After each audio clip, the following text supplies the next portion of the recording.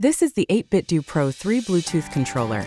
And if you're into cross-platform gaming, pro-level customization, and a seriously sleek design, this one deserves your attention. Let's start with the color. This purple edition is clean, modern, and stands out without screaming for attention. But this controller is more than just a pretty shell. The TMR Joysticks use advanced tension and sensitivity tech for smoother control and virtually zero dead zones. You'll feel the difference immediately whether you're aiming in Apex Legends or navigating Tears of the Kingdom.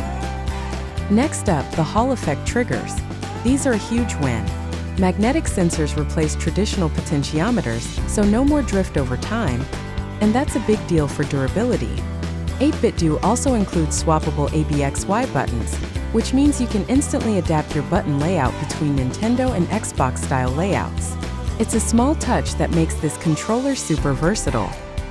The Pro back buttons are completely remappable, ideal for FPS, platformers, or custom macros on PC. And the buttons are low profile and clicky without getting in your way. You also get a charging dock that looks as good as it performs. Drop the controller and no fiddling with cables, and you're juiced up and ready to go.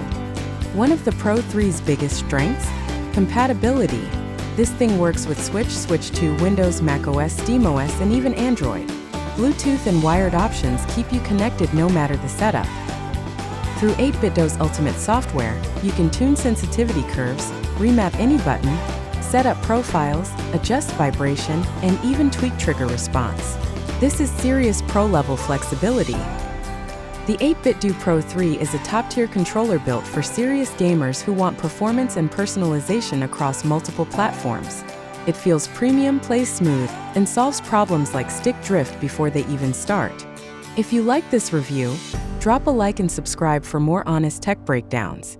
Got a favorite controller or a question about the Pro 3? Leave a comment below. I respond to everyone.